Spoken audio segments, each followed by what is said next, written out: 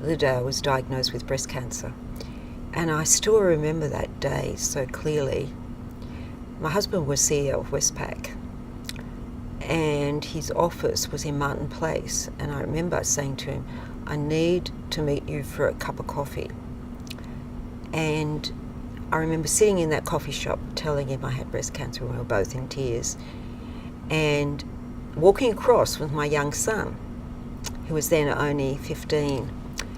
And I said, sit down, darling, I've got to tell you something. I said, Mum, I've got breast cancer. And feeling, he burst into tears, and he looked at me and a smile came on his face and he said, oh, Ma, I thought you were breaking up. And I thought, yeah, maybe that put life in perspective. But I tell you what, that was the depth for me, because if you don't have your health and you look at your kids and think, am I ever going to see them grow up? Am I going to see my grandkids? That, I think, is the lowest of the low.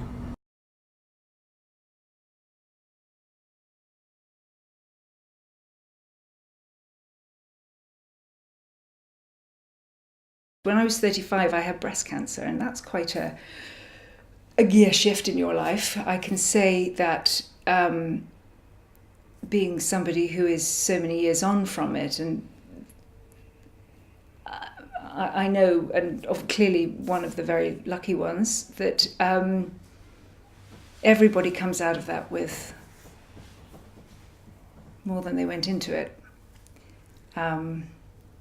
There's something very powerful about all the minutiae of life falling away, labels, losing all the things, and the way we are very down on ourselves and very critical of ourselves, and just being, actually, because you remain in the moment in order not to miss anything. And I think that is something I also learnt from Camille, and certainly from that experience.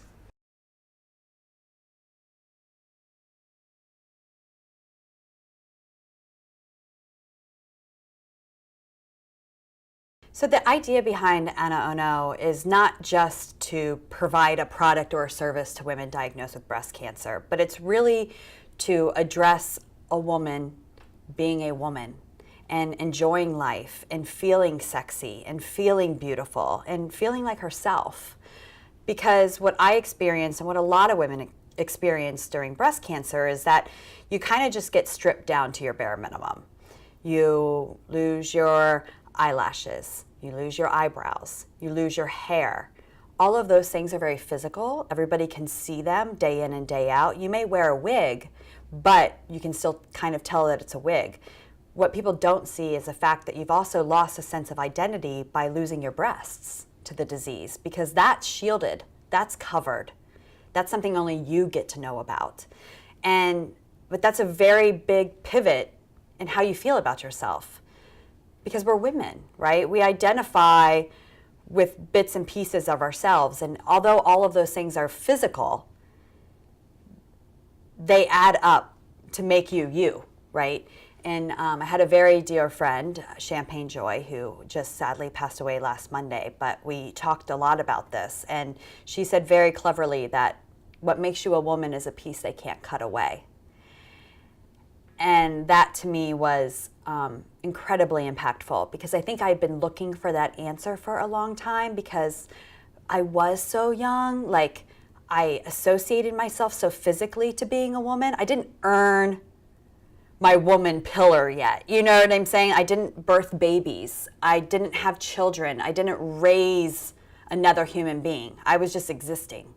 So to kind of not have that experience, where that, I think, really turns you into that deep core of a woman, I had to find that in other ways.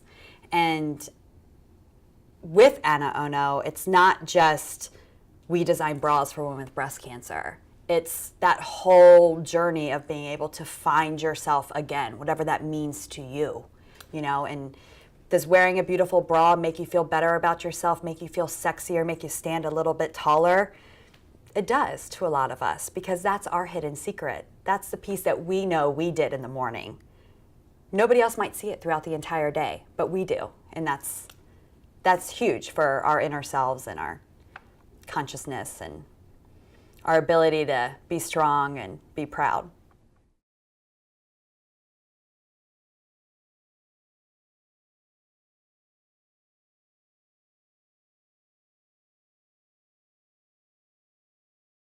death, I think, has to, for me, affect you, and that is real misery, and you depending on how you deal with these things and who it was that may have died, does send you into the depth of misery, and it certainly did with me. And as a result, I did suffer from depression following the death of my husband.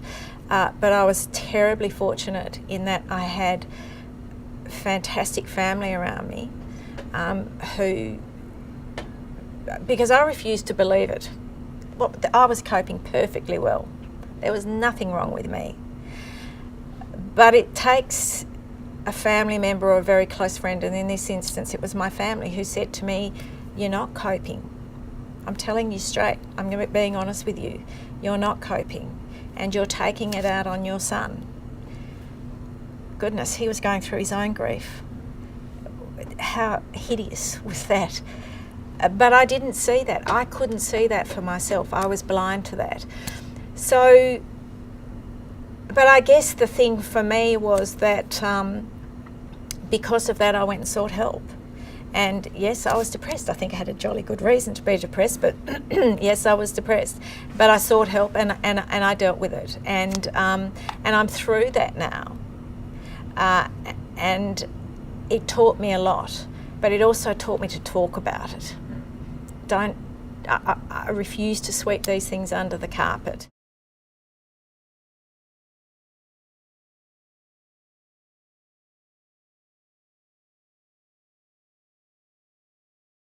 Deep misery for me is losing someone that you think you can't breathe without. Deep misery is seeing people that you love so ill that you know they're not going to make it. I mean, I've sat and held 2-3 people's hands as the machines have been turned off. I know the 20 minutes from turning off the life support to that last shuddering breath.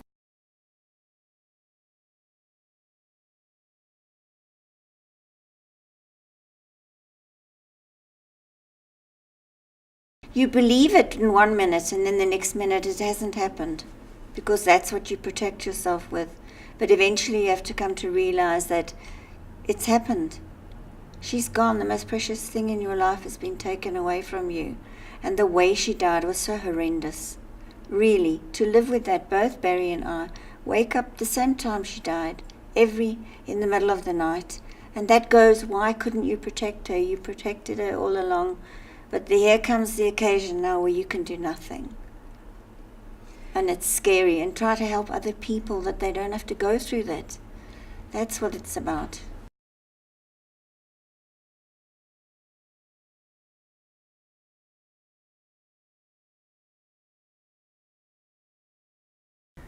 And my father died very suddenly when I was 21. So that was just a huge kind of capsize, really. And I suppose it kind of hammered sort of home even more that idea of the preciousness of life and health. And I think with that, from quite early on, came a sort of a desire just to make the most of life and make the most of those opportunities that I had and of my health and well-being whilst I had it. Because, I was seeing so starkly how quickly that cannot be there. And so I think my dad's attitude towards life was and still is really powerful on me. His life and death have sort of profoundly impacted the way I look at the world. And likewise with my mum too, her strength in coping with all that adversity and caring for my dad whilst kind of doing lots of stuff for us as kids, that's massively powerful. And how she's managed to hold us all together, 11 years hence, that's really inspiring. It was my father's death which prompted my decision to row solo across the Indian Ocean in 2009. So prior to his death, I'd been thinking about rowing an ocean. I wanted to do it with other people because I had no concept of going solo.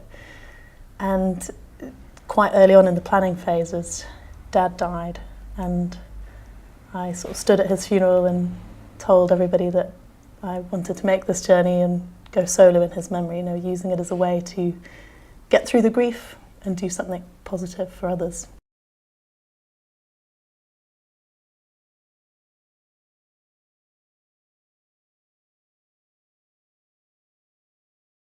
My middle sister suicided 11 and a half years ago, so that's, that kind of sense of loss is something that's been a very formative thing, and I think, that is an ongoing kind of sense of,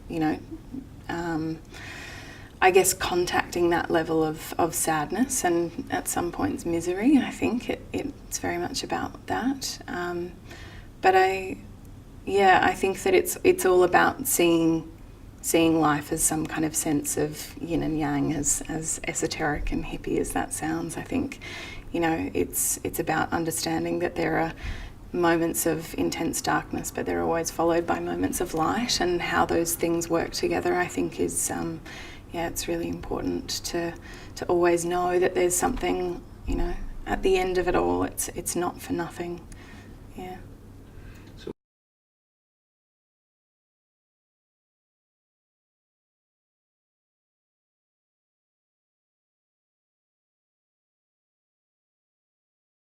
There's so much misery, so much pain in the world, and perhaps one of the biggest sources of misery is to see how, as human beings, we don't learn from the past, how little, how short, flimsy is our memory, collective memory.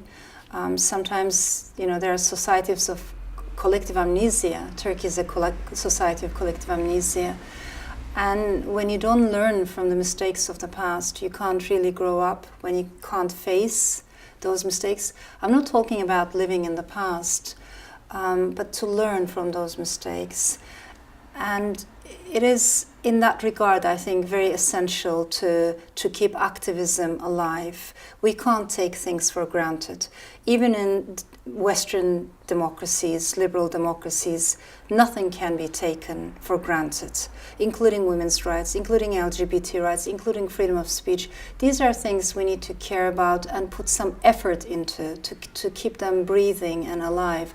So I think this is a crucial time in history when more and more people are realizing that, yes, in fact, we might be sliding backwards, and we need more international solidarity, we need more global consciousness, awareness, and we might end up making the mistakes that our grandparents made once upon a time. So it's good to have that kind of consciousness. I think memory is a responsibility.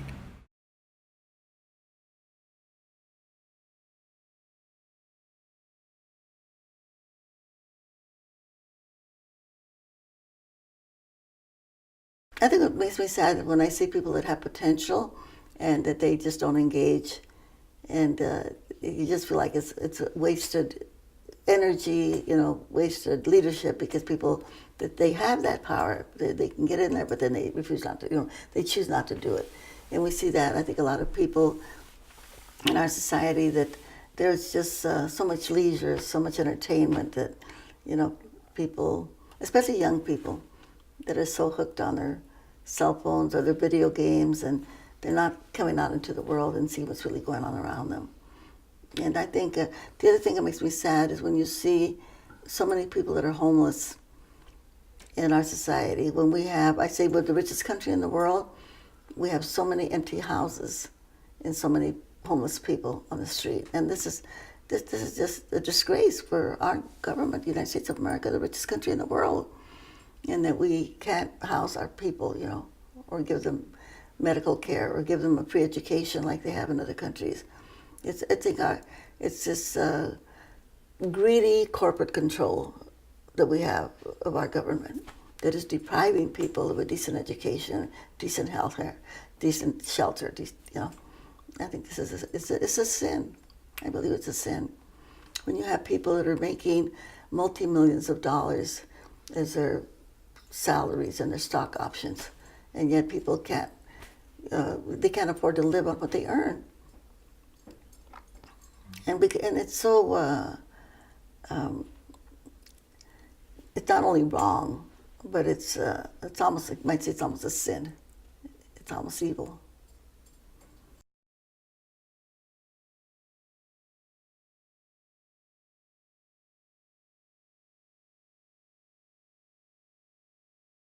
With James Foley, he and I had been working in Syria for 6 months together. I knew him from working in Libya, so we trusted each other, and we grew very close, and everywhere we went, he was he was a very charming, dashing person, so he could easily break the ice with people, especially because we were in such a patriarchal society in Syria. So I depended on him a lot to break those conversations in and to get us, to places that we needed to go, and he did that just so swiftly and adeptly. But I was actually, I had issues with my camera 1 week, and it was in November, early November, so I had to leave. And we decided that we would rendezvous at some point again in Turkey. And the day that he was coming out to meet me, he was kidnapped with a British photojournalist as well. And I think at that moment, when I found out 6 hours later that he had been indeed kidnapped, that it was going to be a very long process, that this kidnapping wouldn't be as perhaps easy or swift as his first detainment in Libya. He was detained by government forces in Libya, and in Syria we had no idea who he was taken by. I think what was really difficult about his death was that it was so public. And I was in New York at the time, and I remember just seeing social media blow up with the news about him. And this is somebody that I knew really well, and to have to sit through this stream of news coming out and everything sounding so impersonal when you knew this person was really hard. And having to see it the next morning all over the newspapers and tabloids using the picture of his execution, to make sensationalist headlines was really tough. But and then having to also hear comments from people saying, well, what was he doing there in the first place? What was he doing in Syria? And then having to defend that was just infuriating. You don't get to ask that question of my friend who risked his life to try to bring you a story of people that he cared about, people that he felt needed to have their voices heard.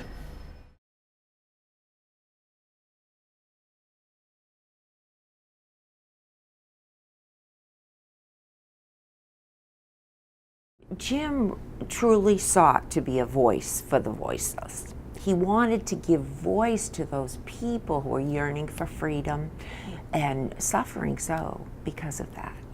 He was particularly taken by a lot of the children, innocent children waiting in line for bread and who were orphaned and maimed, and it's only gotten worse, Jeff. So that is why I felt compelled within a month of Jim's public execution to start the James W. Foley Legacy Foundation. I just felt Jim had a lot of work he wanted to do.